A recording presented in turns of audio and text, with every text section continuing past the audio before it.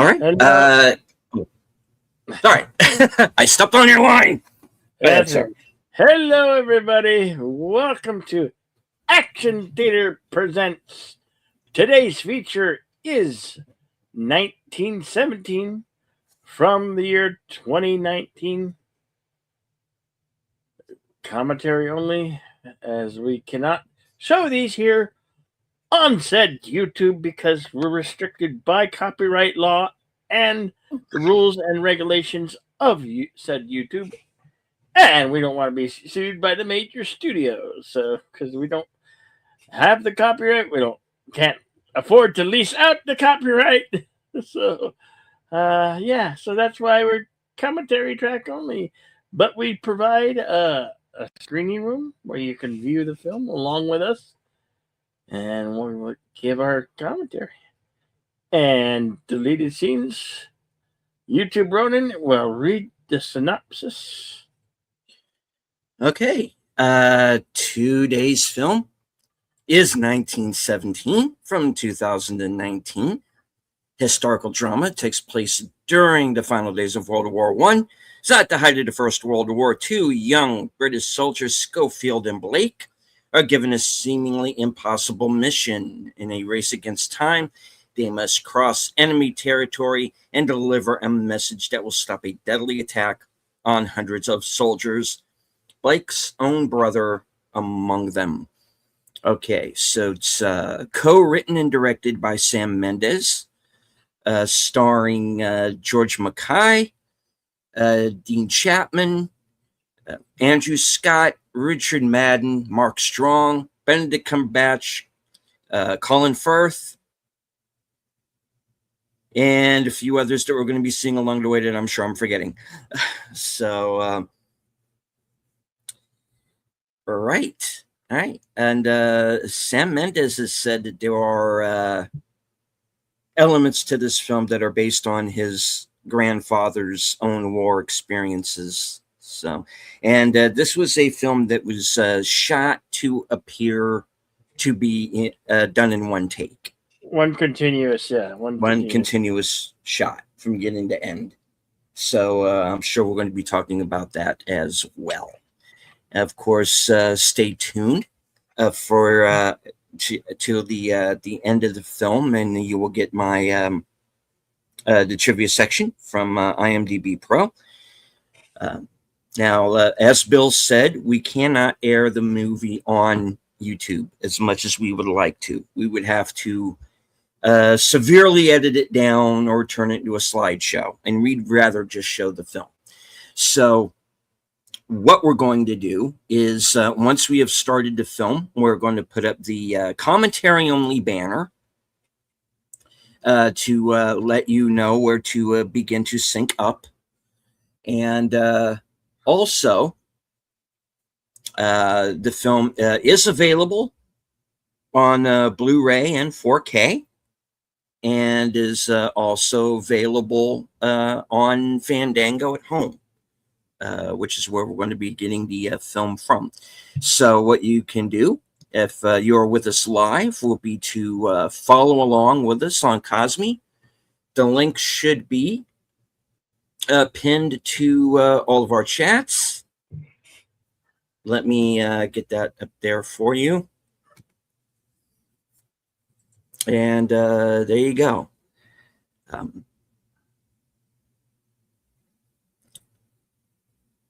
Also want to say hello to a few people who have joined us here in the live chat. Snorda Poopus Cuber. Oh. FK. Yes. FKHC 2005, sometimes known as Tim. All right. Daniel Berry Sports Highlights. Oh, yes. And hey, happy Thursday, guys. Sorry, I did not scroll all the way down. All right, there we go. Yes, Danny Berry Sports Highlights. Good to see you, sir.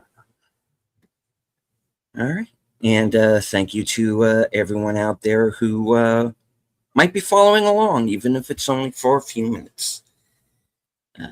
Make sure to hit the like, share out the stream, Memberships are available. In fact, I am. I'll just go ahead and announce this. I'm actually going to have a member stream Sunday night at 11 p.m. Eastern. So, if you would like to become a member of my channel, join me there. Hello to the bird woman of YouTube, Connie Cleary.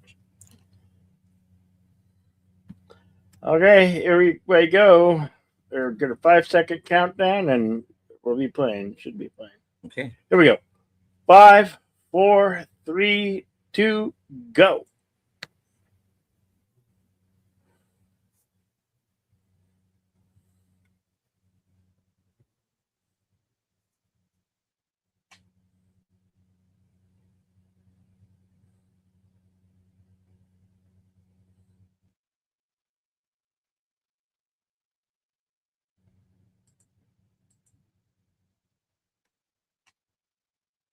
Universal logo. DreamWorks logo.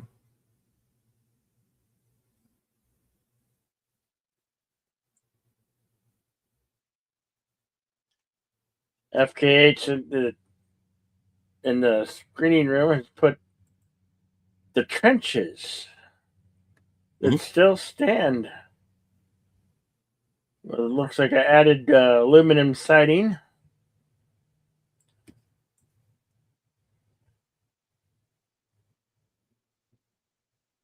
April 6th, 1917.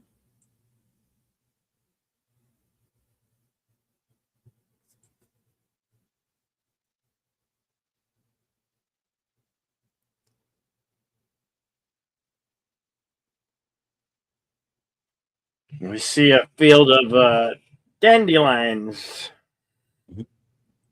both yellow and the white ones where the seeds blow away. And we open on Schofield, who's played by George Mackay. And the guy's kind of been into war for a while, and he's a little more cynical about things. And we also meet Blake, played by Dean Charles Chapman. He's a little more idealistic.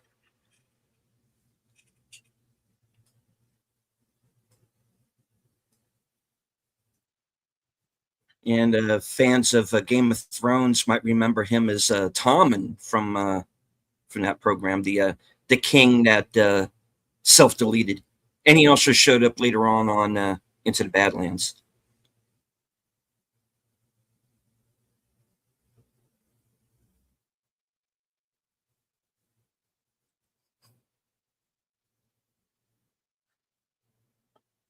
That's really creepy. The picture of the human remains that remain. It's sadly what they had, you know. Yeah. That's all they could do. A mix of French and German bones. Yeah.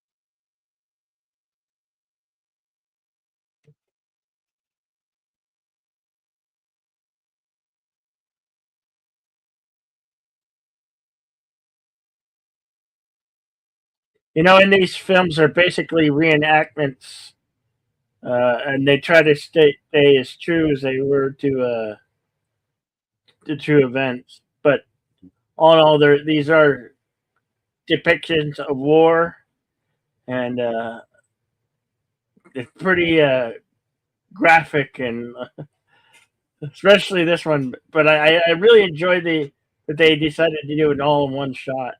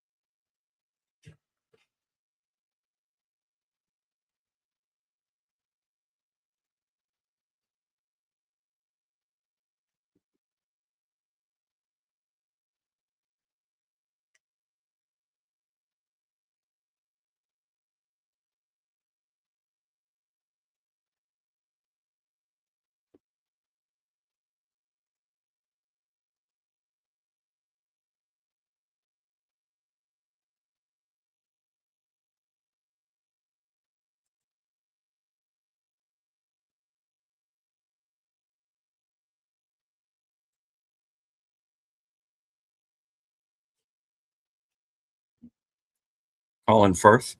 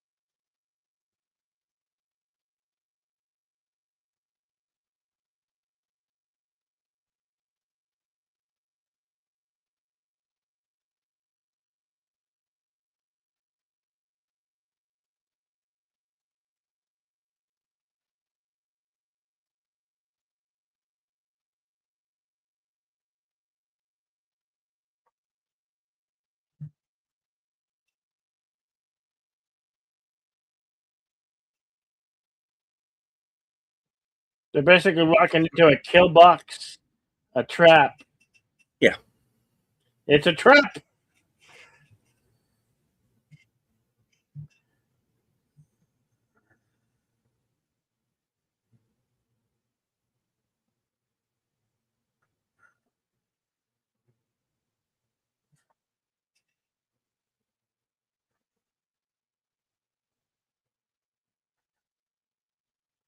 That is a lot of men at stake for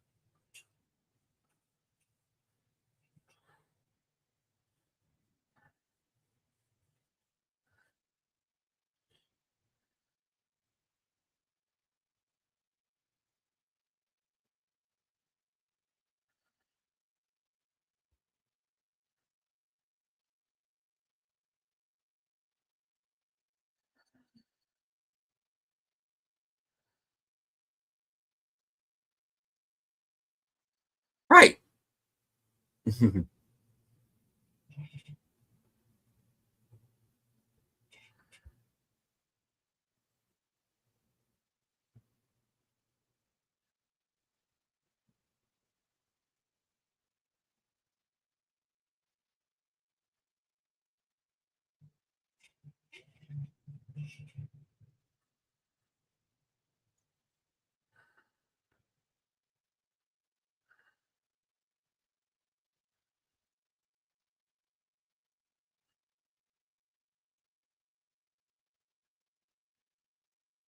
Blake's like, no, I'm going to try to get to my brother before he marches into his death.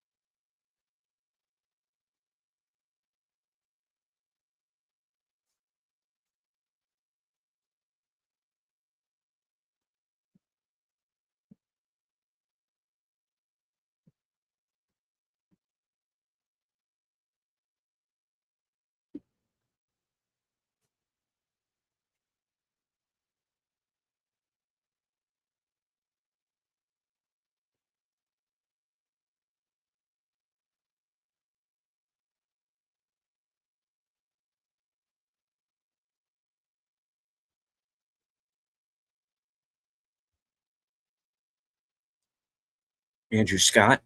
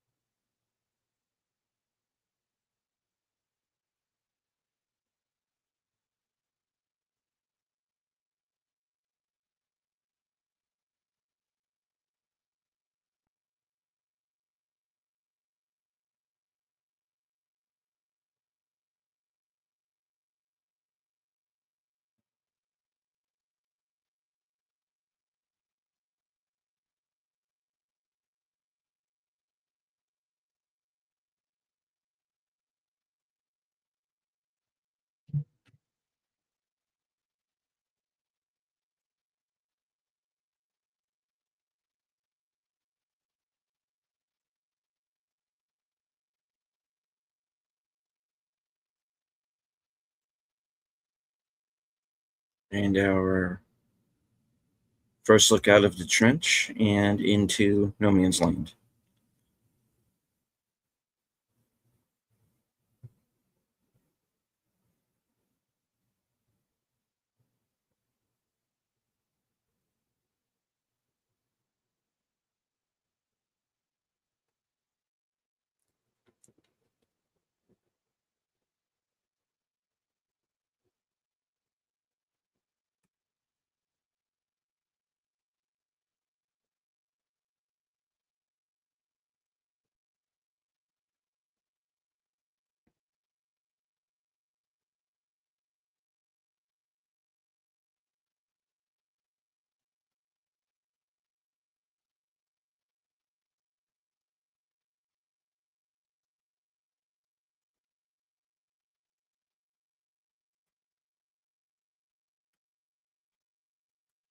And not a pretty picture. And he gets his hand cut into barbed wire.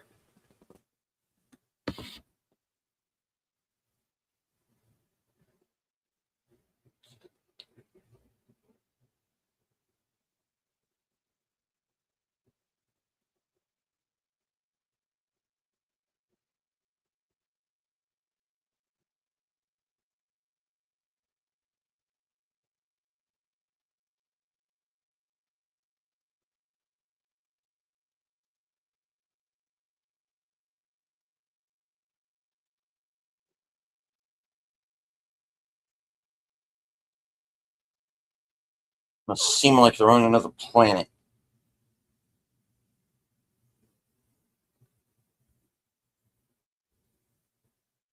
Yeah. Ah.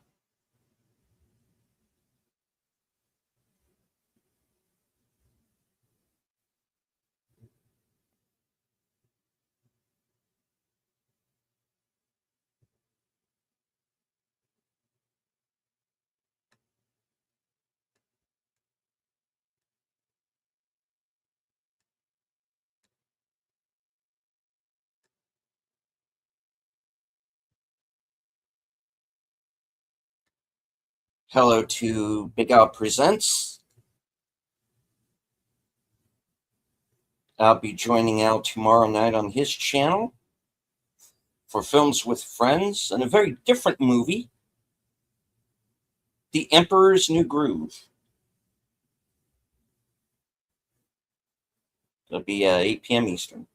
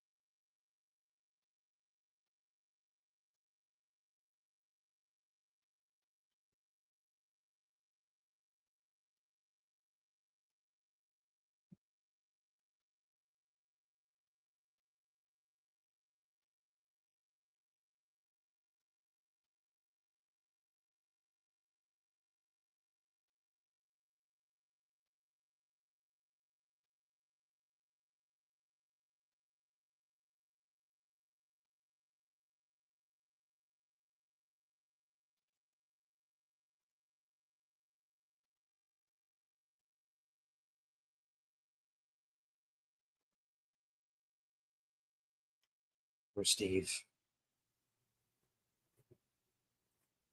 Cross no man's land into the German trenches and have found an underground barracks and tunnel system.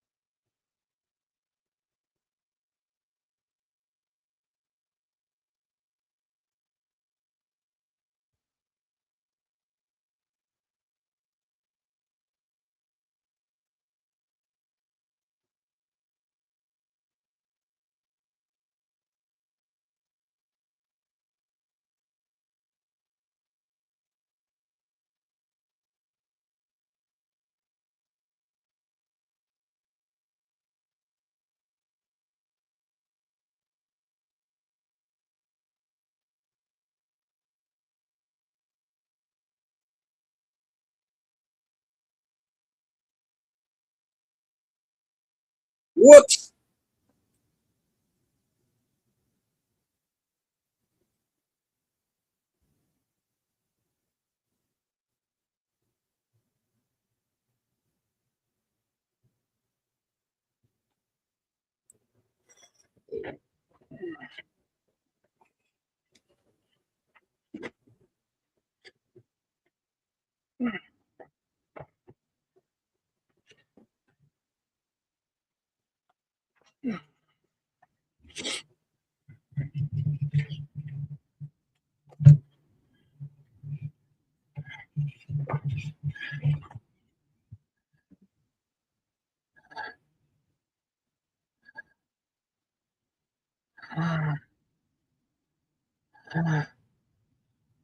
I almost killed him. Rat set off the explosive, which caved in that section of the tunnel and buried Schofield. So now they got to get out before the whole thing goes. Timestamp 29 minutes, 20 seconds.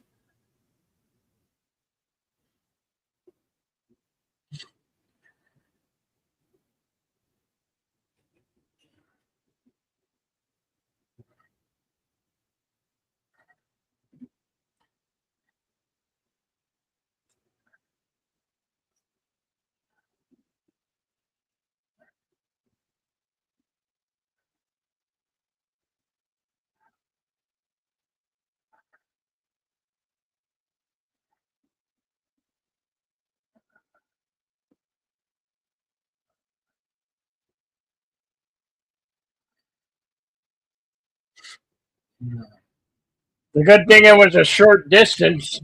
Yeah. That gap was any further apart, they'd be in trouble.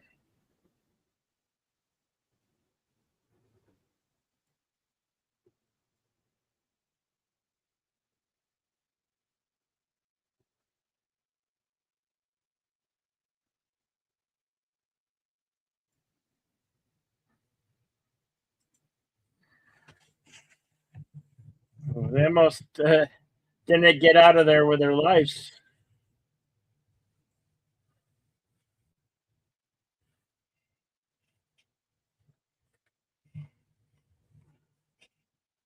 This is all the shells.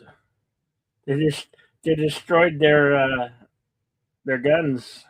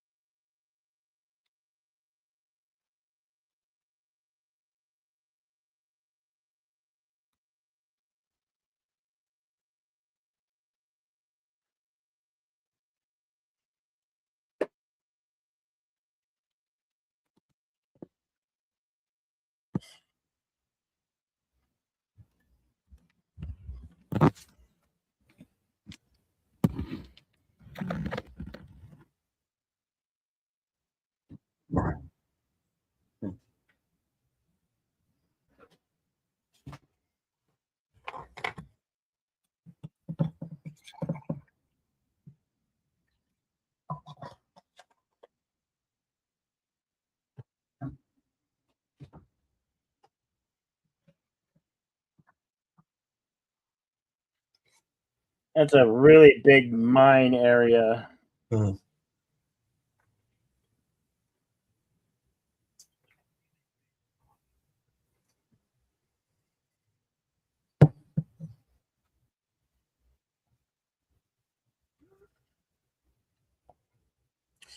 Uh, yeah, Tim dropping knowledge in the Cosme chat. There are still parts of France where the battlefields are that are no-go zones. A lot of unexploded stuff, including gas. It's very true. Um, Sadly, from any war-torn area, um, where I This live, every once in a while they'll find something unexploded from like the Civil War or even the Revolutionary War. You know? this is crazy. Can you look at the size of these shells from these guns? Yeah. Massive. They're massive shells. Meaning the huge artillery. I mean, of the shells that massive. Imagine the bullet or whatever. What would they call it? The ordnance.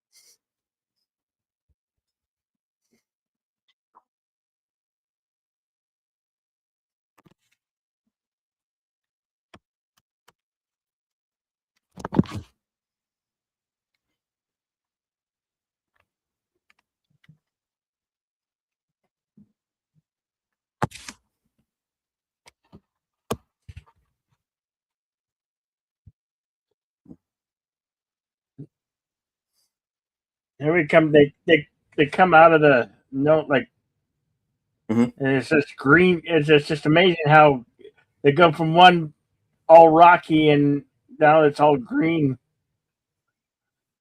Of course, they saw those planes fly over going into the direction they're not going to, and now those planes are not coming back.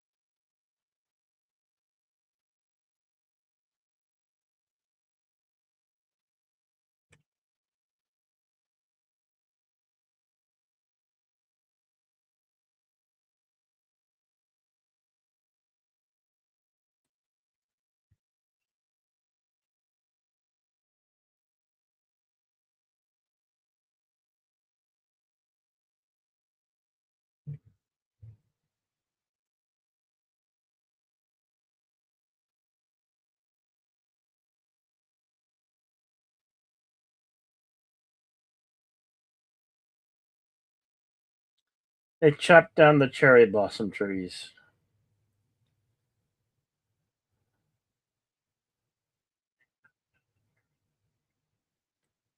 That's just not right.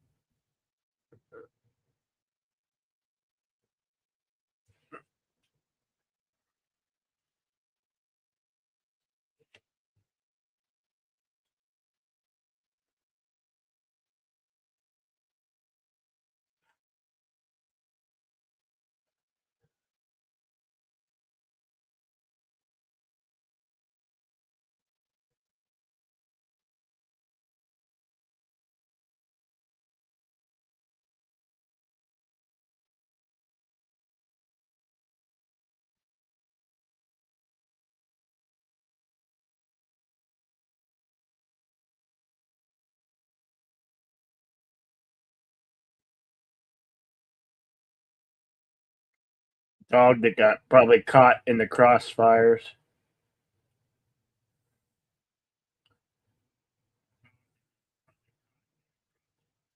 This residence is shot to hell and looks like it, before it even got bombarded, looks like it been there for centuries. Mhm.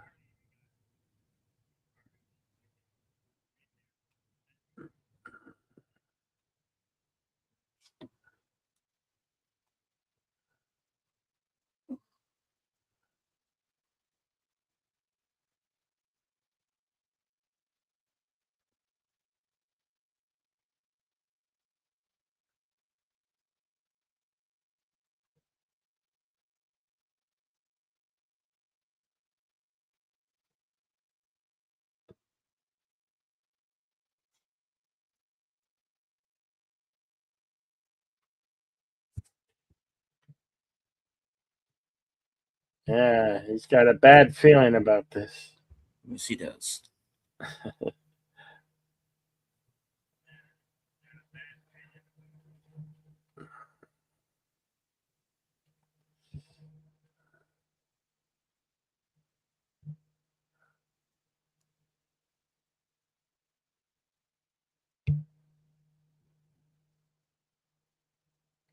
Cal Mewin.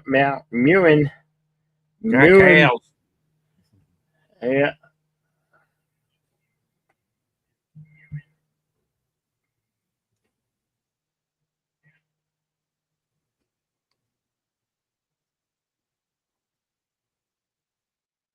comes across a bucket of freshly milked cow milk.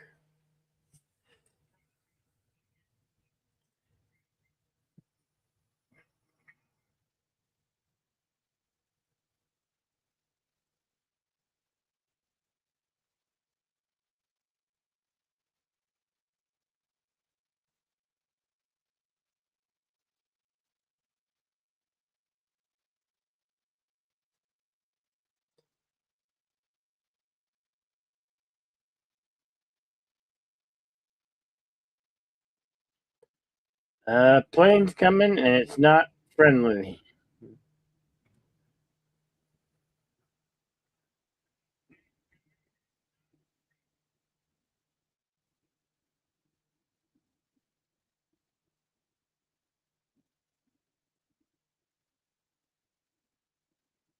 German plane engaging with the two British planes we saw earlier.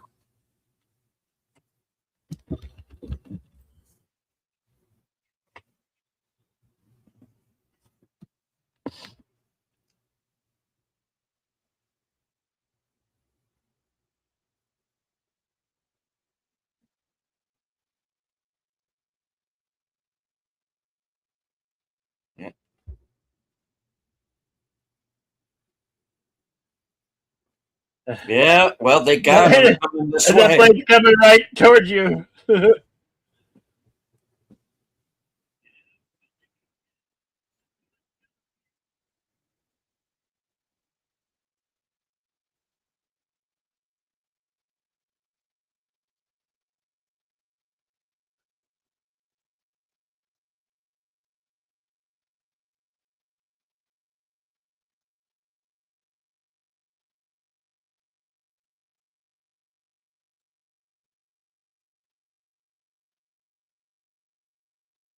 And this guy's an enemy, and yet they're helping him. Hmm.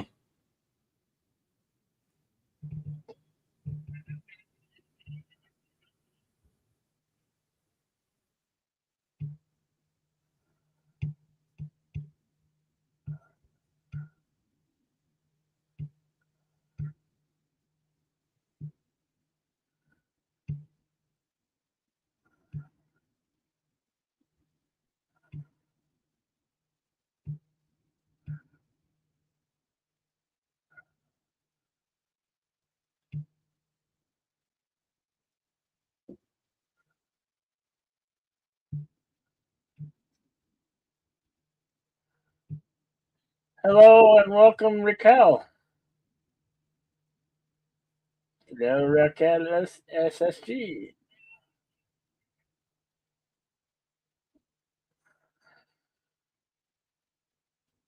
Took, took a shot right in the gut.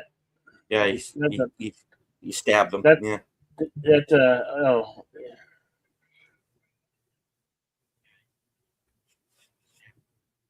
bad wound right in the gut. Yeah. Pretty much a game over.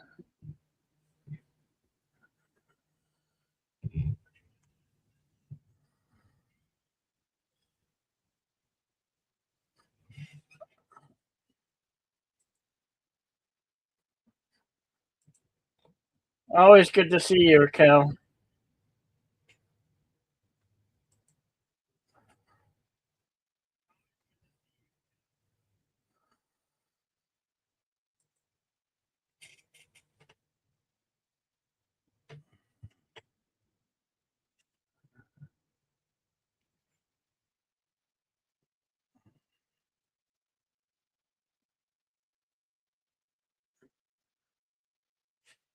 This is pretty well done. You can just see all the color go out of his Yeah. face.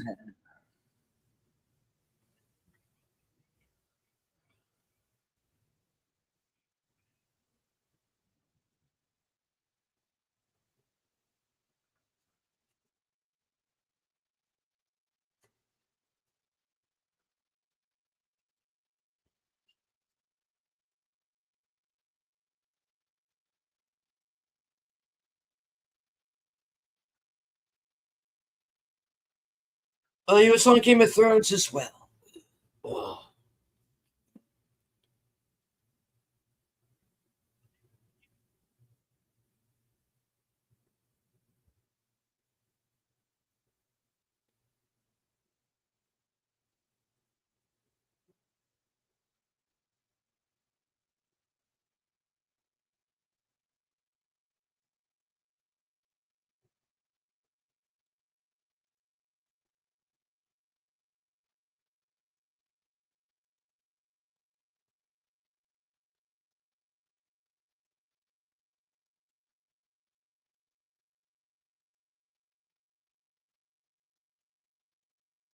Yes, you are. Okay, Raquel. Yeah, go could you ask me a question?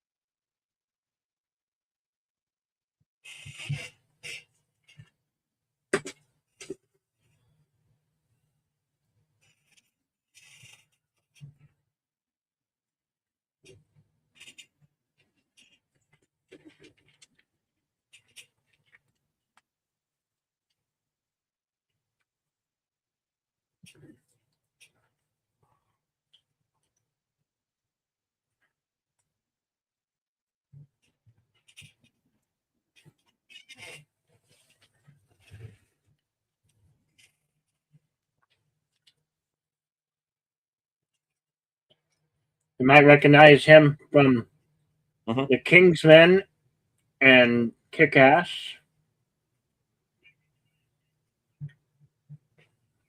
Yeah, we got a few Kingsman people in this movie, actually.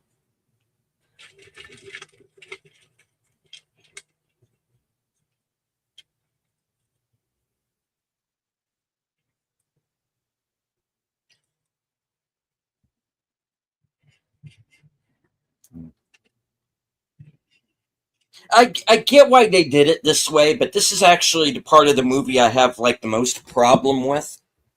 Number one, they didn't hear all these guys coming, and How did they get trucks that far through the German lines? There's no way.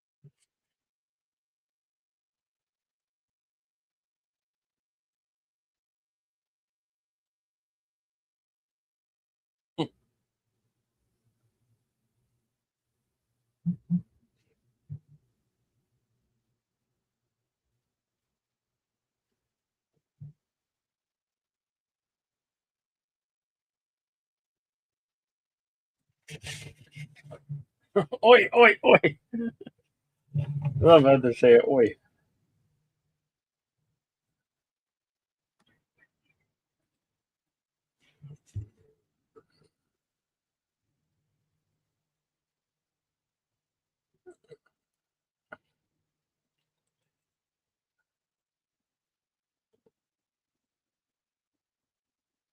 Well, they went and got themselves in a tiff, didn't they? They're right in the mud.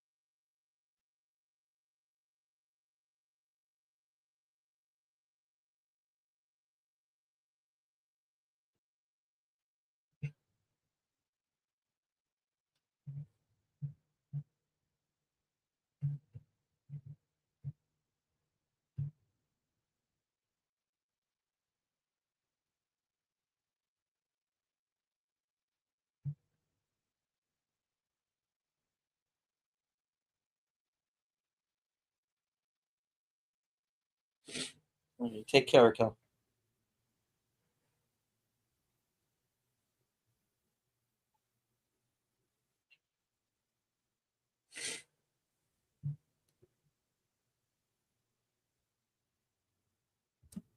Hello to Enigma Severus.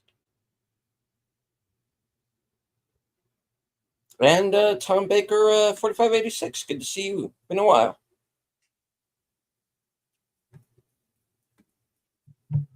Bill, do we have a timestamp Yeah. for folks? Okay, we got Yeah. 1 hour and 3 minutes and 45 seconds.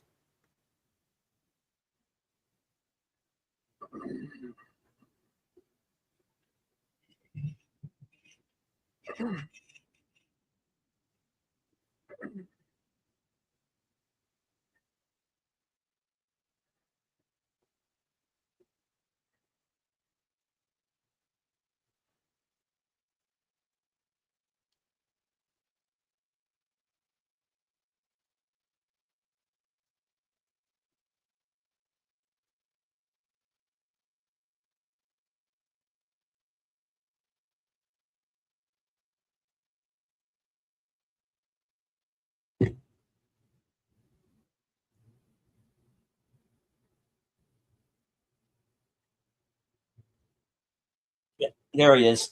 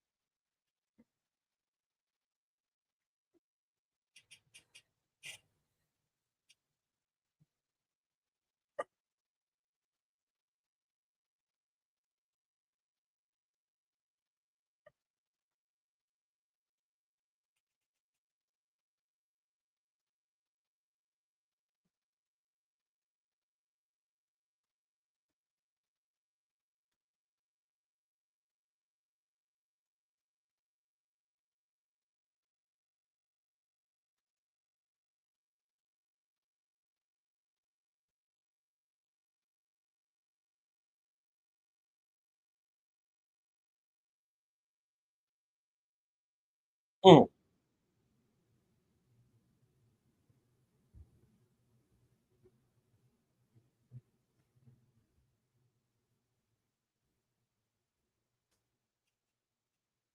The one time in the movie cuts away and cuts away because he was knocked out.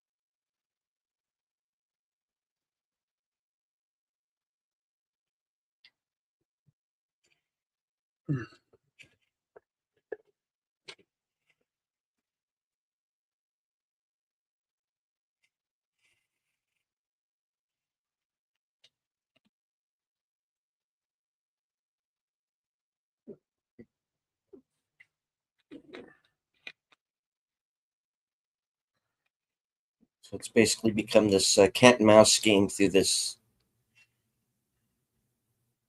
maze of what's left of this town,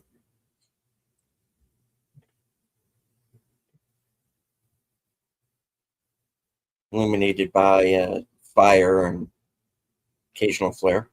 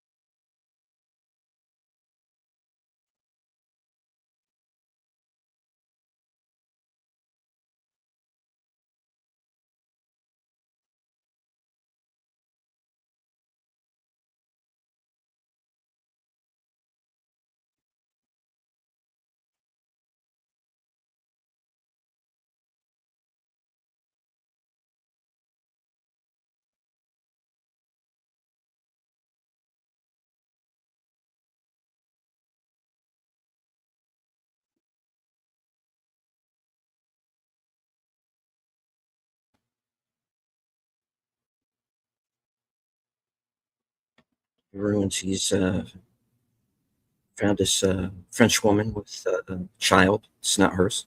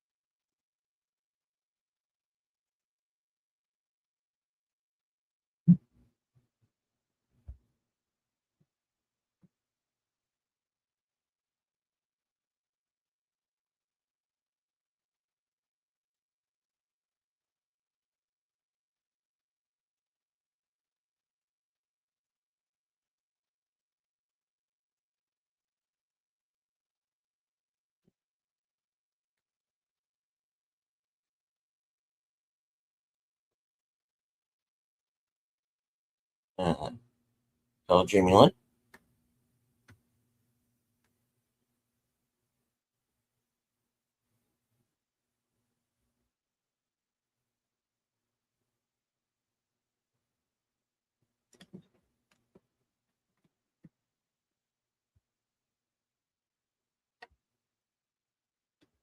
Yep, as much as we would love to stay and chat, unfortunately, we're in the middle of a mission.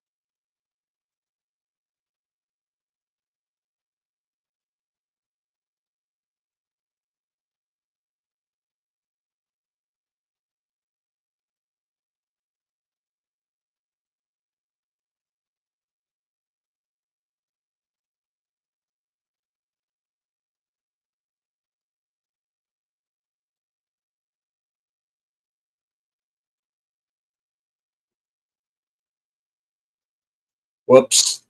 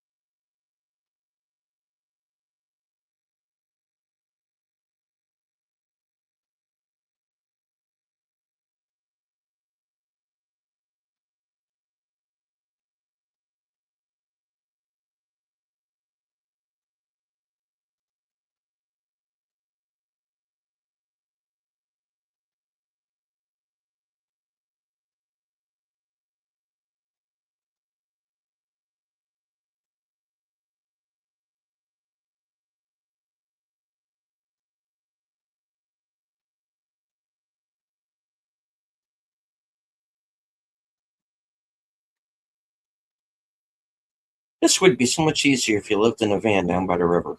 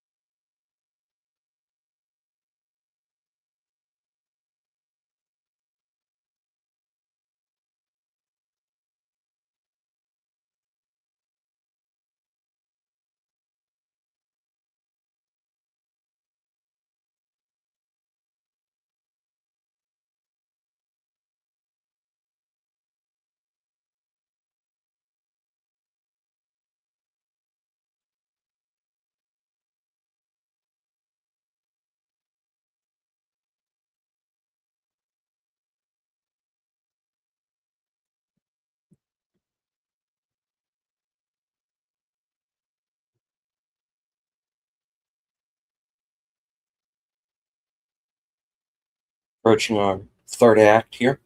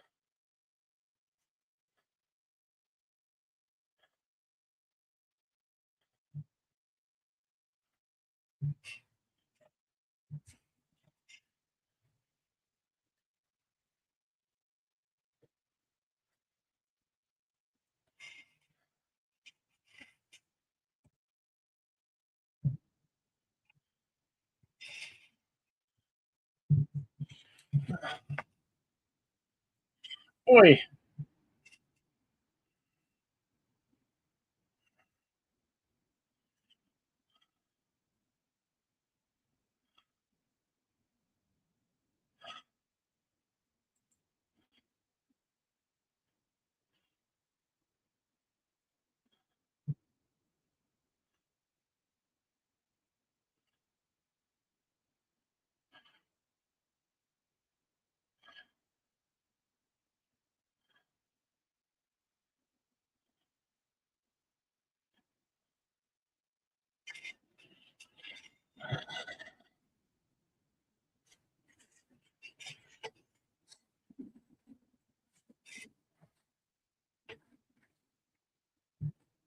the commanding officer, none other than Bendermit Cumberbatch,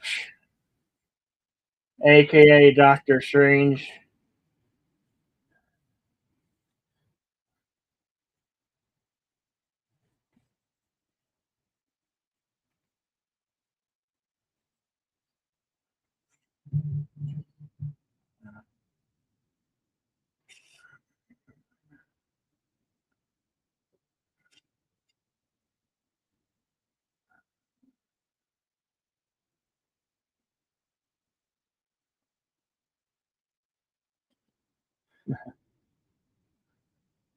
Hi ho, Silver!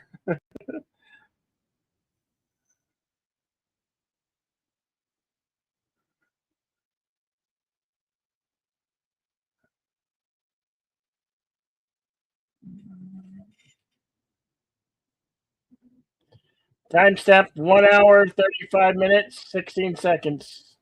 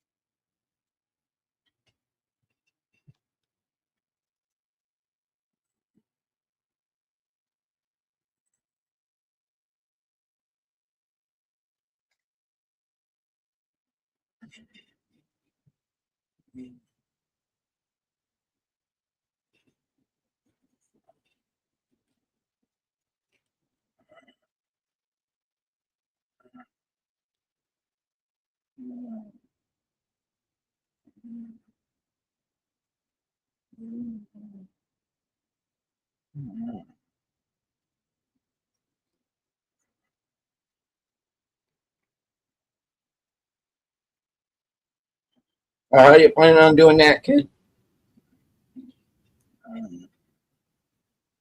he's Yeah, trying to he's trying yes, to I save am. your life.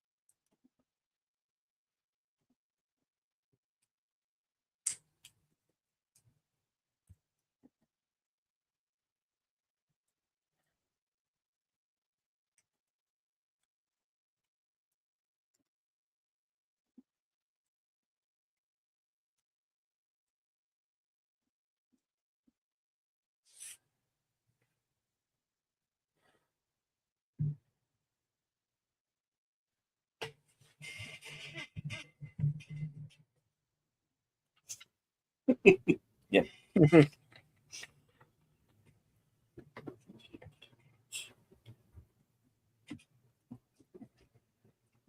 He just saved a whole bunch of his Yeah. countrymen.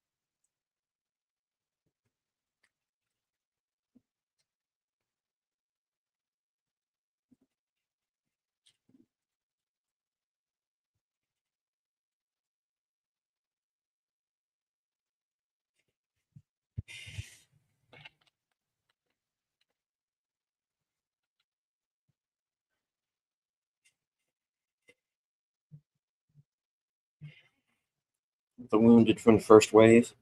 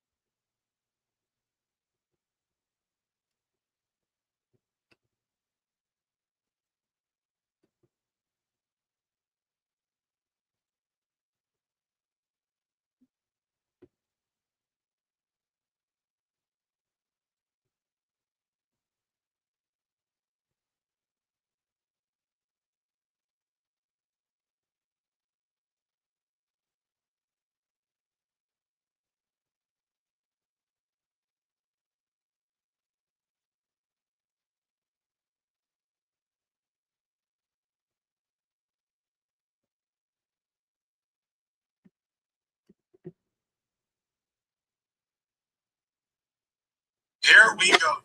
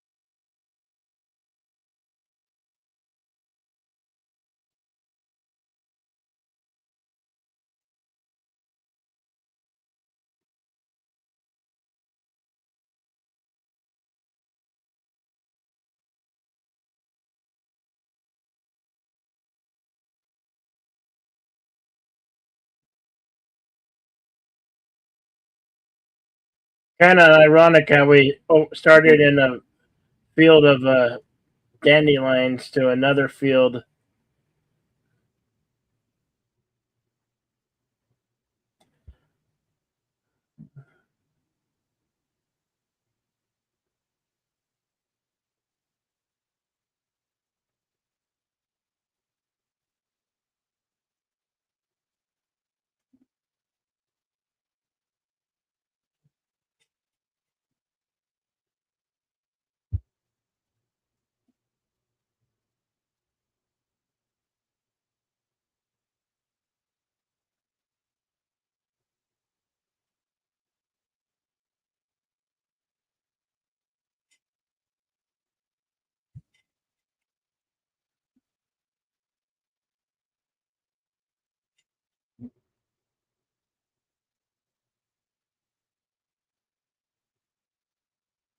The reveal that he did have a family to go back to. This doesn't talk about them.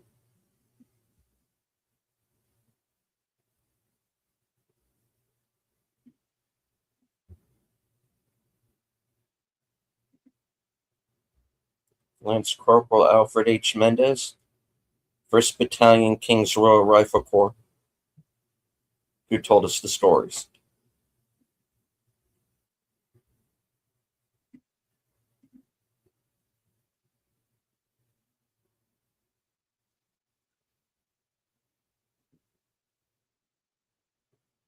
You're welcome, everybody. It is that time to who shall the YouTube running consult the scrolls. All right. 1917 was widely released in the US on January 10th, 2020. Estimated budget of 95 million, going on to gross more than 446 million worldwide.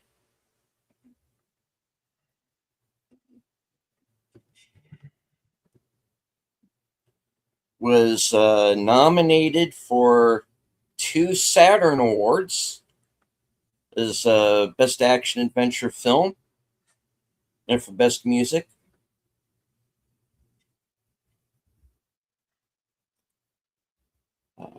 Was nominated for Best Foreign Language Film at the Japanese version of the Oscars.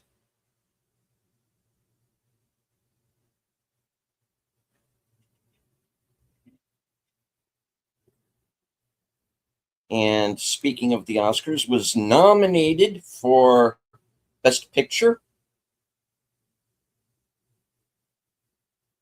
Director, Original Screenplay, Production Design, Makeup and Hairstyling, Musical Score, and Sound Editing. Going on to win for Visual Effects, Sound Mixing, and Cinematography.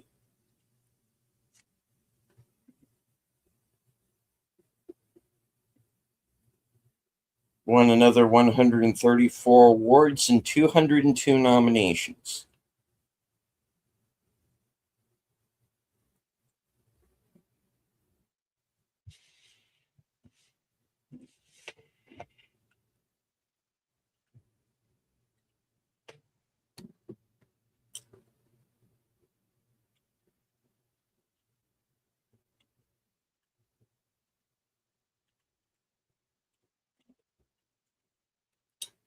All right.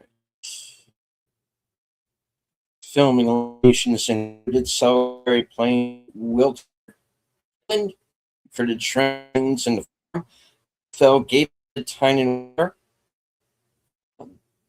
These are all England, Scotland.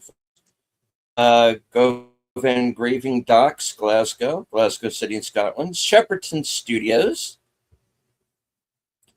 Road, Shepperton, Surrey, England. Low Force Waterfall, Bowleys, New Biggin, Bernard Castle, County Durham, England. Tees Barrage, International Whitewater Center, Tees Barrage Ways, Stock-on-Tees, County Durham, England. Schofield floating into rapids. Hankley Common, Elstead, Godalming, Surrey, England, exterior set, German Trench. Bovington Airfield, Chesham Road, Bovington, Hemel Hempstead, Hertfordshire, trench set. Bowleys, Newbiggin, Bernard Castle, County Durham. Says that a few times for some reason. Okay, yeah, that's pretty much it. It repeats a lot for some reason. All right, moving on to the trivia. All right, this is Sam Mendes' second war film. His first was Jarhead. This is his first official writing credit.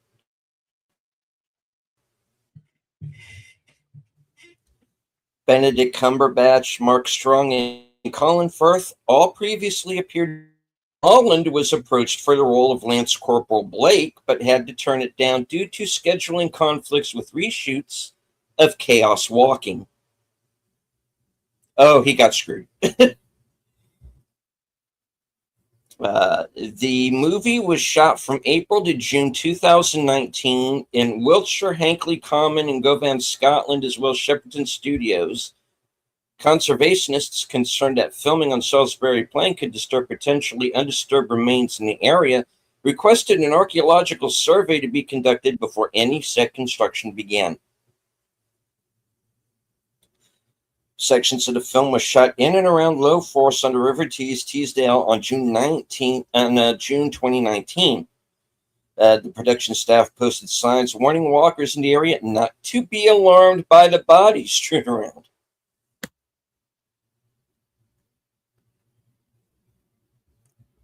Reunites Richard Madden with Dean Charles Chapman after Game of Thrones.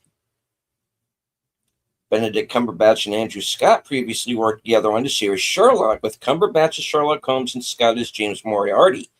Also, Mark Strong played the villain Lord Henry Blackwood in Sherlock Holmes, starring Robert Downey Jr.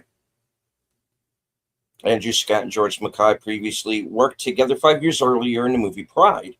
Mark Strong and Daniel May starred in the TV series Temple. George Mackay has acted in one other project whose title also consists entirely of digits, the TV miniseries 11/22/63. This is Universal Pictures' second film to be specially formatted for IMAX in the expanded aspect ratio of 190 by 1. Since Oblivion, flashback sequences were letterboxed into 139 by 1. It's Sam Mendes' second film to be specially formatted for IMAX since Skyfall, which was also shot by Sir Roger Deakins. The sixth project Benedict Cumberbatch has worked on that revolves around a war. The other five were Atonement, Small Island, Warhorse, Parade's End, and The Imitation Game. Reunites Cumberbatch with Mark Strong after another war movie. They were both in The Imitation Game set during World War II. Reunites Mark Strong with Colin Firth after Tinker Tailor Soldier Spy, The Kingsman, Secret Service, Kingsman, Golden Circle, and Fever Pitch. Inspired by Sir Sam Mendes' grandfather's experiences in World War II, the autobiography of Alfred H. Mendes, 1897-1991. Over 5,200 feet of trenches, just under 1 mile, were dug for the film. Although based on an original screenplay, the basic premise of this film, getting a message to a frontline unit to cancel a military push, was also used in Peter Weir's World War I set film Gallipoli. One of the biggest headaches for the film crew was a cigarette lighter that wouldn't work on cue in one scene, leading to several retakes and wasting most of a day's filming. April 6, 1917, the date on which the story begins, as shown by a subtitle at the start of the film, is the date that the United States declared war on Germany and its allies. The United States' entry into the war is not mentioned in the film, as British soldiers on the front lines in northern France would not have heard the news until much later. It took 6 months for the actors to rehearse the movie before shooting started. Lieutenant Leslie sprinkles whiskey on Schofield and Blake while reciting the prayer, through this holy unction, may the Lord pardon thee whatever sins or faults thou hast committed. Andrew Scott is known for playing a priest in the second season of the highly acclaimed BBC Prime series Fleabag. My condolences. The verse that Schofield recites to the French baby is part of the poem The Jumblies by Edward Lear. The poem could be seen as a metaphor for Blake and Schofield's mission. Though the sky be dark and the voyage be long, yet we can never think we were rash or wrong. The film is dedicated to Sam Mendes' grandfather, a Lance Corporal in the King's Royal Rifle Corps during the Great War. The King's Royal Rifle Corps merged with the Royal Green Jackets in 1966, then merged with another Redcoat Regiment to form the Rifles in 2007. The lighting rig used for the burning church was 5 stories high and consisted of 2,000 1K tungsten lamps, a total of 2 megawatts. It was one of the largest lighting rigs ever built for a film, if not the largest. According to director Sam Mendes, the burning church was the largest rig ever created for his DP, Sir Roger Deakins, by gaffer John Biggles Higgins. The myriad lights were transformed into the blazing inferno by visual effects in post-production. The flares flying over the ruined town were suspended on wires in order to control the direction of the shadows they cast. They're also designed to burn with a warmer color that was closer to tungsten light. Roger Deakins chose to shoot most of the film on an RELX LF digital format camera using several lens types, the first time he had used this particular camera in his long career. One of the main credited production companies is Neal Street Productions. It is named after the street in Covent Garden, London, where the Donmar Warehouse Theatre is located. Sir Sam Mendes was the artistic director of the theatre for 10 years, near the beginning of his career, which is where he made his name and reputation as one of Britain's best theatre directors. Mendes says his grandfather Alfred, who entered World War I as a 17-year-old in 1916, carried messages to no man's land. He was 5 feet 4 inches tall and was often hidden by the winter mist that reached as high as 6 feet. 2 years in the muddy trenches left Alfred with a lifelong habit of washing his hands frequently. He didn't talk about his wartime experiences until he was in his 70s. Mendes saw Paths of Glory when he was about 10 years old. When he reviewed it while making this film, he realized the long uninterrupted tracking shots in Stanley Kubrick's World War I drama were not as lengthy as most people thought. Referring especially to one major scene, Mendes has joked that no rats were harmed in the making of this film. The rats are, in a way, the residents of the land. It's the humans who are passing through. And the rats aside, the fact that this retreat happens in the spring of 1917 meant we could make another personality in the movie, another character in the movie. Dean Charles Chapman and Richard Madden played brothers, but do not share a scene. Both actors had prominent roles in Game of Thrones, this time as enemies. They only shared one scene together. Chapman played a captured Lannister family member in season 3 before he was recast as Tommen Baratheon.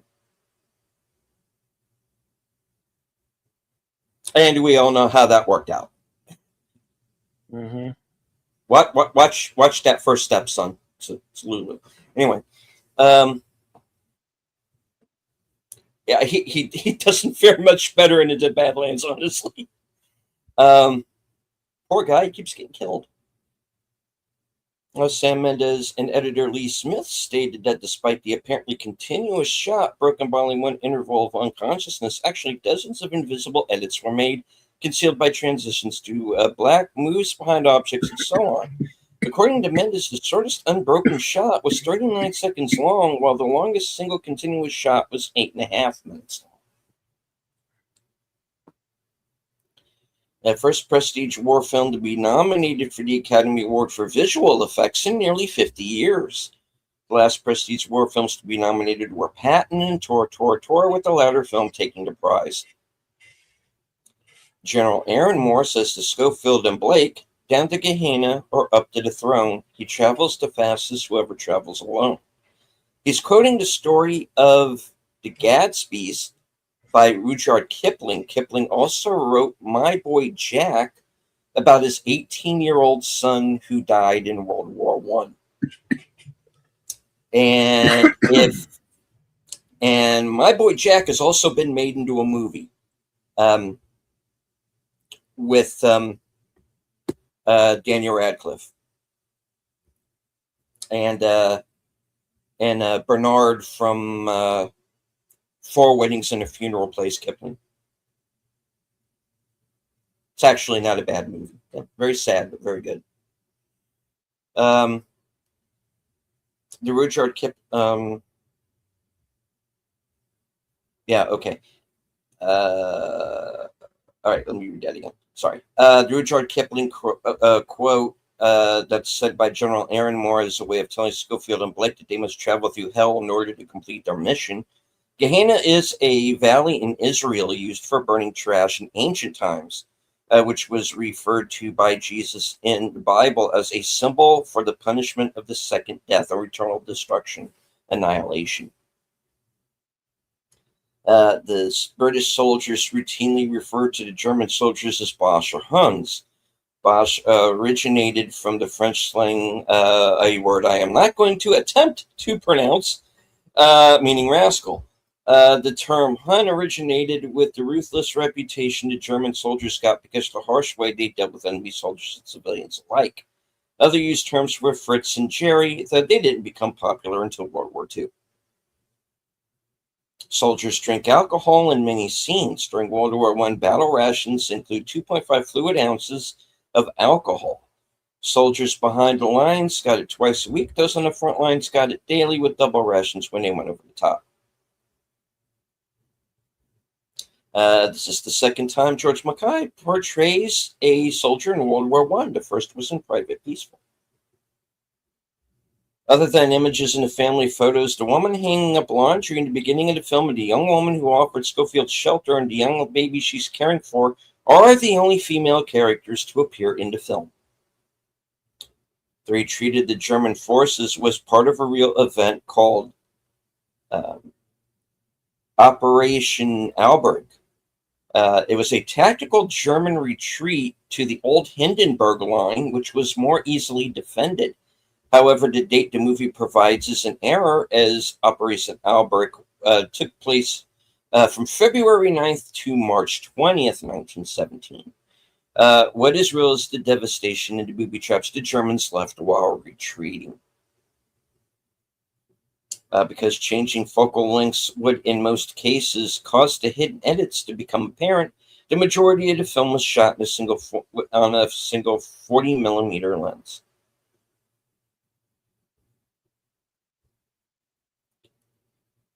In conjunction with costume designer Jacqueline Duran, sound designer Stuart Wilson experimented with various fabrics in which to conceal wireless lavalier mics on the actors, testing the noise of various wool and leather materials. According to Roger Deakins, over 90% of the film was shot with an Arri 40mm signature primes, the exceptions being a 47mm for the river scenes and a 35mm for the gym basement and tunnels. Using a pair of Lexa Mini LF prototypes for the first time. Deakins was delighted with the color sensitivity and ability to shoot interior night sequences, rated at 1600 ISO without forfeiting image quality. The first bunker lit with what appears to be oil lamps are actually prop lamps fitted with 50-watt electric bulbs dimmed down. Throughout the shoot, the production had 4 basic rigs that were always at the ready to be able to take advantage of the changeable weather conditions. Chief meteorologist was on location the entire time. The photographic equipment used throughout this film is a product of the German company Arri, founded in Munich in 1917 by August Arnold and Robert Richter. The company name is derived from the founders' surnames. After Schofield and Blake leave the collapsing German bunker, they come across an abandoned artillery site. When walking through, they walk only onto duck boards. This would have been out of habit. Duck boards were placed on the ground and in trenches as a safe way to walk in mud-covered grounds and as a measure to prevent trench foot. Early German World War I planes were built with canvas, but Germany's first all-metal fighter plane was built in 1914 as a prototype. By 1917, the Germans were manufacturing metal-body planes, many built by Junkers and Albatross. Cinematographer Sir Roger Deakins won a total of 40 awards for his work on this movie. Hope is a dangerous thing was also said by Morgan Freeman in The Shawshank Redemption. This film, to an extent, can be considered the British version of All Quiet on the Western Front. Like the latter film, this film centers on young men trying to survive the horrors of the Western Front, with Schofield being the main protagonist, while the other films centered on the Germans. In an interview, Christy Wilson Cairns said that George Mackay never left the day of shooting without shaking everyone's hand. He knew everyone's name, had time for everyone on set, all the assistants, all the runners. He knew everybody's name. He spent a lot of time learning about them and learning about their lives.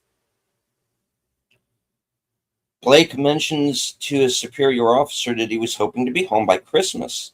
When the war broke out in 1914, many people infamously predicted the conflict would end by Christmas that year, but the war would go on until 1918. In Christmas 1914, both sides of the war, especially the British and the Germans, sang carols, mingled with each other, exchanged gifts, and even played football, soccer together. However, from 1915, fraternizing with the enemy was forbidden. The plot involving the two men delivering a message is very accurate. Soldiers were hired as runners to deliver messages on upcoming attacks. But due to the dangers in walking through mud on average, by the time the message was delivered, it was already too late to stop the attacks.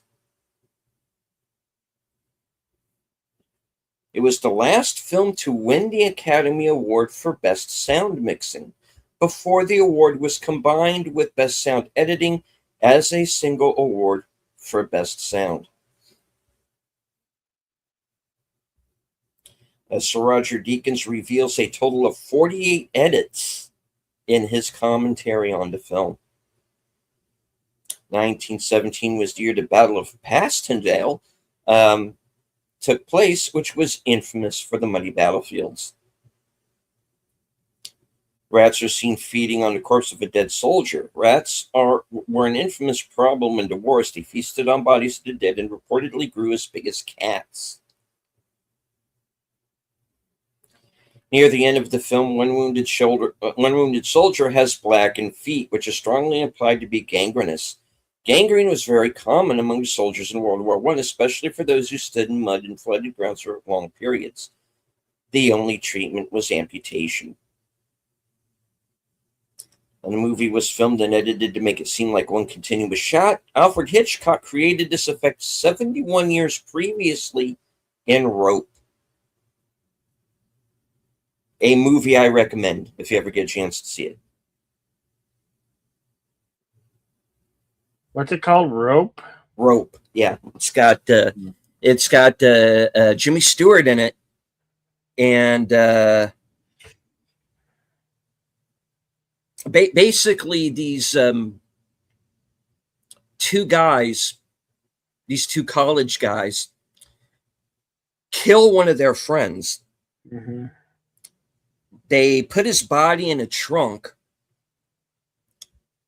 then proceed to have a dinner party where everybody is in the room with this corpse.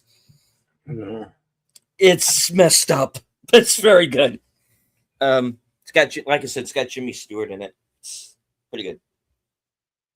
And it's only like about 80 minutes long, so it doesn't waste any time.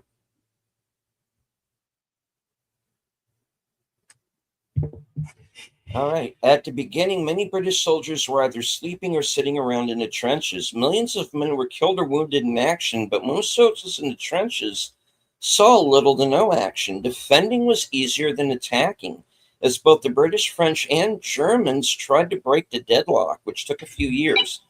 Typically, soldiers cleaned the trenches, fixed barbed wire, wrote letters home, and tried to sleep whenever possible. Boredom was the common on the Western Front.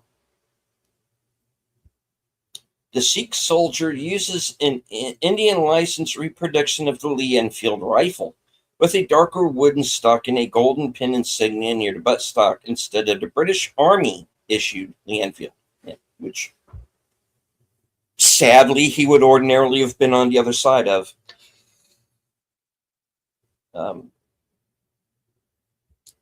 The light of the big church fire is actually from one of the biggest lighting rigs ever made for a film, 5 stories high with two 2001K tungsten lamps that tip 2 megawatts of power, and fires were added by visual effects. Schofield is seen loading 5 rounds into his rifle. Later on, he shoots 9 times without reloading. The Lee Enfield magazine holds 10 rounds, but were usually only loaded with a single stripper clip of 5 to reduce wear and tear on the magazine's spring.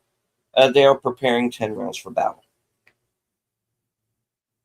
Schofield encounters 2 German soldiers named Baumer and Mueller.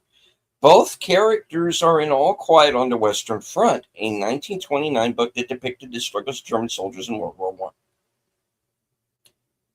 I. The 2 collisions that Schofield has with 2 soldiers were unplanned, but George Mackay continued running. The rule on set was to keep acting no matter what, until director Sam Mendes said cut. The partners are both corporals. In the First World War, the casualty rate among corporals was extremely high because the NCOs would be ahead of their men when advancing. Many who were elevated to the rank of corporal during boot camp would rip off their stripes on the boat to France so that they would have a better chance of surviving. German trenches were in much better condition than British trenches. The Germans anticipated the war would last a long time and tried to make their trenches as comfortable as possible, with underground bunkers and even electricity in some parts.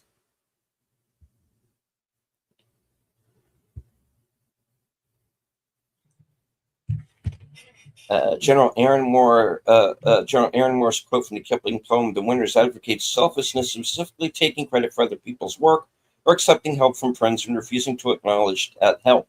The rest of the movie is a deliberate refutation of the poem's theme. This film, along with Dunkirk, has its own fandom since both of them feature the story of ordinary British forces in a world war via an inventive style of storytelling, with Dunkirk invoking multiple perspectives that blend into each other, while 1917 evokes a style of a single take. A Webley and Scott No. 1 Mk3 signal pistol is handed over by Private Kilgore and Lieutenant Leslie to Blake before going into no man's land. German soldiers can be seen carrying Mauser-Geiger 1898 rifles. The British officers are armed with Webley MKV-1 revolvers, which are mainly seen holstered, including by General Aaron Moore, Lieutenant Leslie, Captain Smith, Colonel Mackenzie, Major Hepburn, and Lieutenant Blake. No location is ever repeated due to the constant momentum in real time. At one point, as Schofield is moving alone through the ruins at night, as his path is lit sporadically by flares, he pauses briefly near a poster on the wall just above the fire hydrant. This is an homage poster of a circus, which Sir Sam Mendes' grandmother grew up in South America during the 1920s and 30s. A particularly versatile rig used on the shoot was the Airy Trinity 5 Axis Hybrid Stabilizer, as operated by Charlie Resnick. Similar to the Steadicam 3-axis apparatus, the Trinity is more versatile in that its boom maneuverability includes the facility to crane up and down, as well as circle subject. For the scene in which maggots crawl over a dead man, the maggots were purchased from a fishing tackle shop the previous day. They were kept in the fridge in the provided container with sufficient ventilation. The maggots were later placed on a large blue sheet spread out in front of the camera. The shot of the maggots was then digitally placed on the man's face during compositing. Whenever ravens are on screen, they are filmed on blue screen and digitally placed in the scene with the dead in bomb craters. Sam Mendes persuaded many of the stars in the supporting cast to appear in small roles on the condition they would not be asked to promote the film when it was released. When the protagonists jump into the first abandoned German trench on the front line, there is a sign on the concrete wall in the foreground that reads 1 gas faucher, 1 Elmer, 1 Strange, 1 Spaten, which means 1 gas fan, 1 bucket, 1 pole, 1 spade. Equipment storage to clean up after chemical attacks. The sign in the background, dirt skiing for boating, means that it is prohibited to go through there. The next legible sign they arrive at, next to a passageway, says Swider Graben, second trench.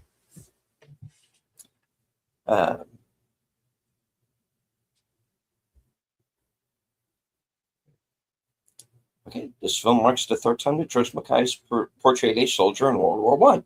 He first played the character of Private Douglas in the TV miniseries Birdsong, and later portrayed the titular character in the movie Private Peaceful.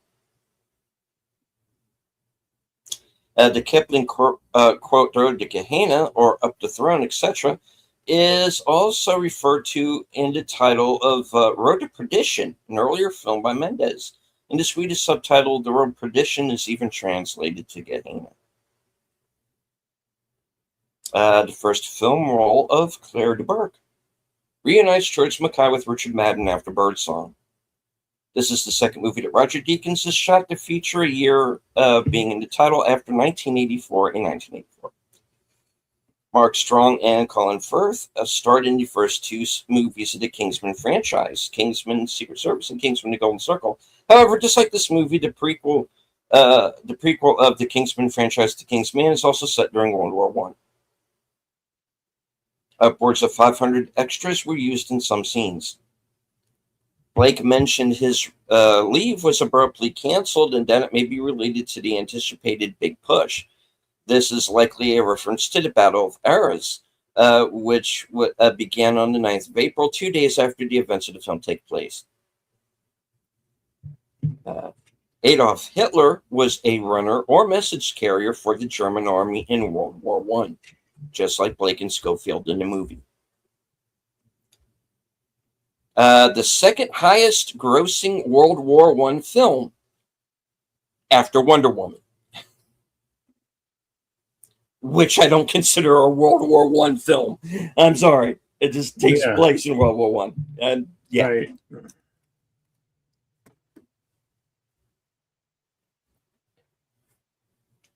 The only film directed by Sam Mendes in the 2010s that wasn't a James Bond film. Schofield immediately drops his rifle after killing a crashed German pilot. Later, he is targeted by a sniper while crossing a fallen bridge. He cocks the rifle before attempting to fire back at the sniper's position, expelling the spent round in the chamber. At the beginning of the film, when the soldiers walk into the trenches, there is a sign that says Stanley Avenue.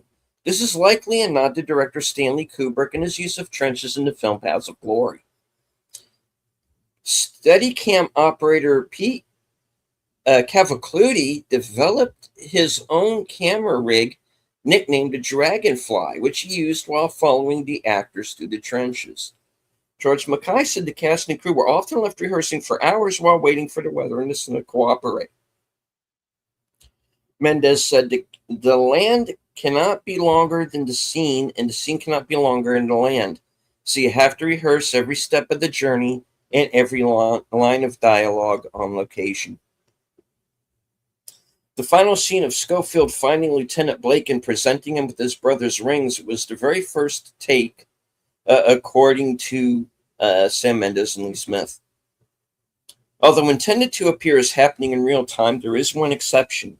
When Schofield passes out after storming the hideout of the sniper shooting at him from the bridge house, as he confronts the sniper, it's daylight, but when he regains consciousness, it's dark. However, from Schofield's perspective, it happens in real time. It is also the most notable cut in the entire film, which is otherwise doctored to look as if it's entirely one shot. Of course, the film achieves this through movie magic, but in fact contains many exceptionally long and complex shots, some over 8 minutes long. The beginning and ending shots both focus on a soldier sitting under a tree. An extra said, "I can't help but laugh at the final shot of the tree. About 100 extras used that tree to urinate on, as the toilets were so far away. We had no idea that the ending would take place with the main actors sitting under it."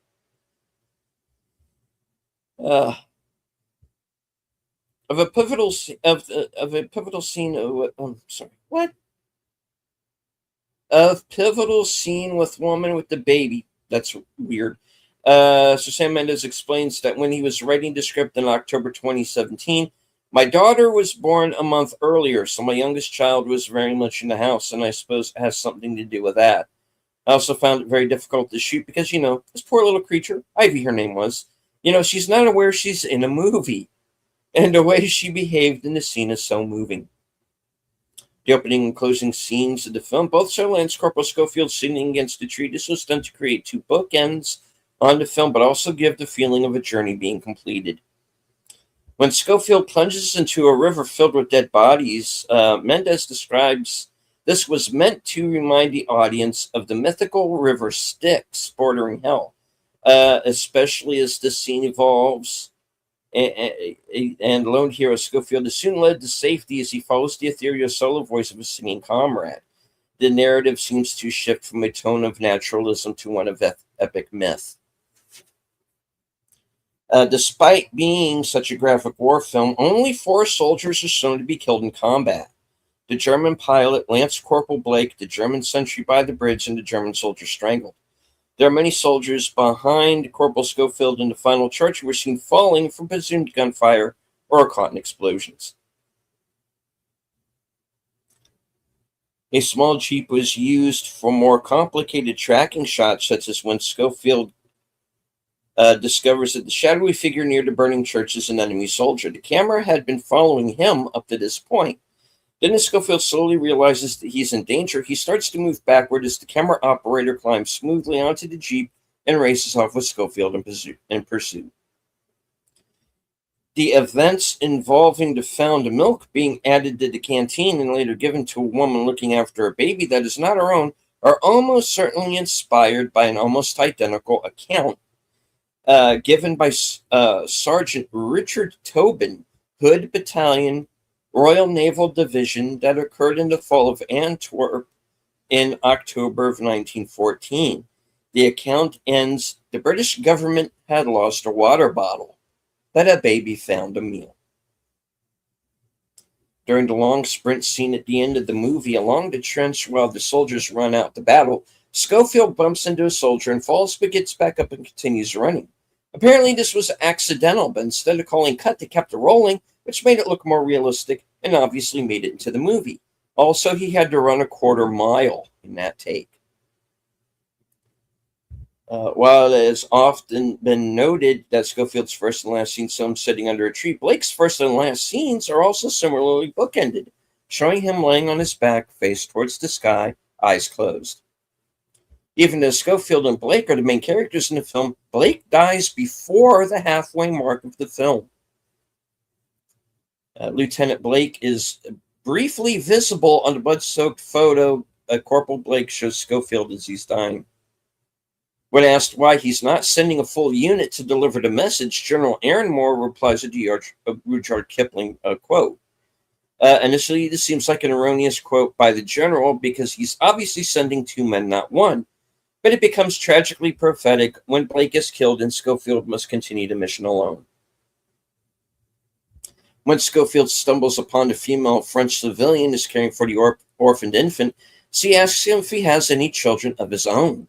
Schofield doesn't answer, but the glimpse of the photo he carries with him at the end shows that he does.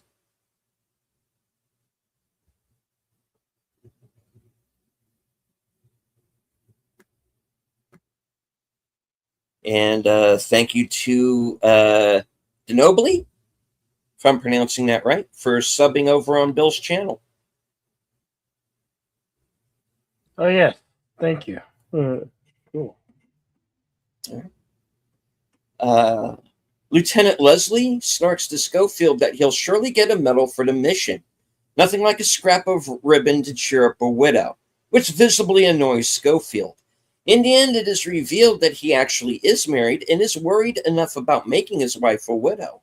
While the 2 men are exploring an abandoned German structure, Schofield and Blake spot a few eerie reminders of the absent men's sweethearts and family members, like names scratched into plaster in an abandoned family photo indicating the extreme haste of the German withdrawal. Both men seem suspicious of why such a thing would be left behind. This foreshadows both men's own significant family photos, Blake's abandoned unanswered remains, Schofield's carried to the end. Early in the movie, Blake and Schofield discuss Schofield trading a medal he earned for a bottle of wine. Blake, confused, tells Schofield it's more than just a piece of tin. Later, the letter from the general would have been destroyed in the river if it wasn't in Schofield's tin case. Blake consistently hesitates to kill, even when necessary. His hesitancy to kill the tripwire rat in the trenches mirrors his failure to kill the German pilot that would go on to take his life. He says, "I always knew I should have shot that rat," but doesn't learn his lesson. Schofield and Blake find an abandoned farm after going through a camp of chopped cherry trees. The camera then focuses on the exact spot where Blake's going to have to fight. A captain cries near the end of the film. At first glance, it appears he doesn't want to fight. He actually has shell shock, now known as post-traumatic stress disorder, or PTSD. As the war went on, many soldiers lost their sanity due to the number of deaths, the dangers of trench conditions, and the fact that they could die or be wounded at any second of the day. Those who refused to fight could be executed.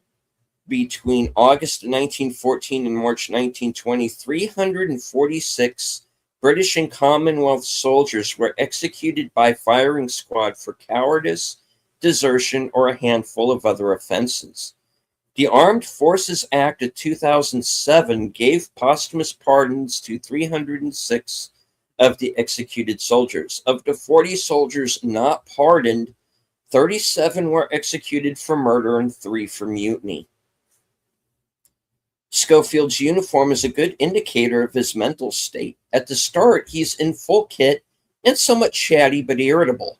By the time he loses his helmet and rifle, he is panicked and terrified. After losing his webbing, he's down to his basic uniform. Schofield breaks down sobbing before dazedly stumbling towards a group of soldiers, barely able to speak. After Schofield kills the German pilot, he doesn't cock his rifle after the second shot. He then doesn't fire his weapon again until the British sniper, where he cocks his weapon before firing, as he hadn't done it before killing the pilot earlier.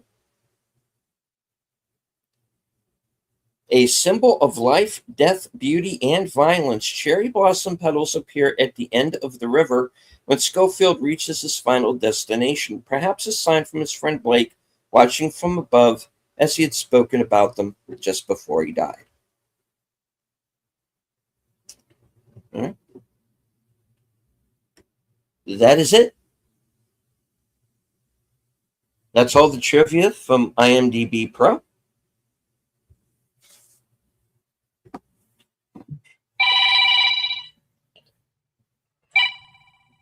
Scrolls are closed. All right. I do want to remind everyone that on Sunday at 4:30 p.m., Western Cinema presents, and this week's movie is going to be Two Mules for Sister Sarah with Clint Eastwood and Shirley MacLaine.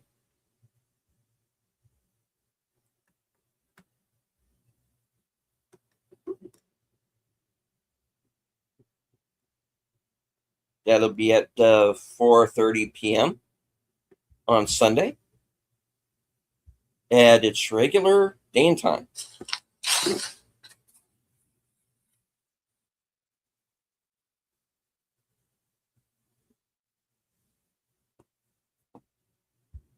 All right. All right. And I also want to remind everyone that the next edition of Action Theater will be on June the 4th at 5:30 p.m.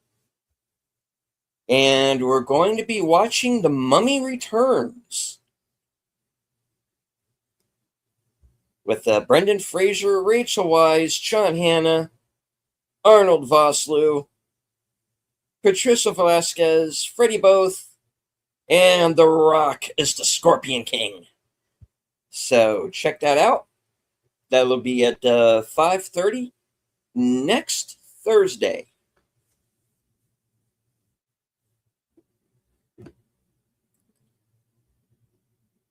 All right. As for myself, later on tonight at 11 p.m. Eastern, 10 p.m. Central will be my program Coming Attractions. Get to find out what I'm going to be doing in the next week, up to and including my appearance tomorrow night at 8 p.m. On Big Al's channel for Films with Friends. And we're going to be watching The Emperor's New Groove with voices including David Spade, John Goodman, Eartha Kitt, and Barack Samson himself, Patrick Warburton. Cool. All right.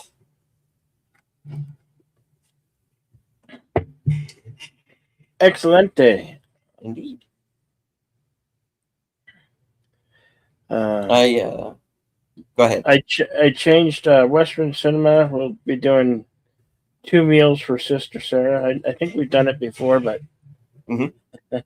I saw it and I like it. Kind of like it a lot, but and it's available to watch on Prime, and it's leaving Prime on that day, so I was like, why not?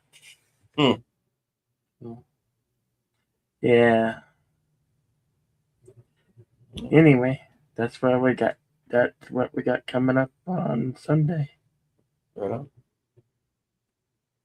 And right next week, we're starting June. Action High Adventure. So we're rolling out next week with The Mummy Returns.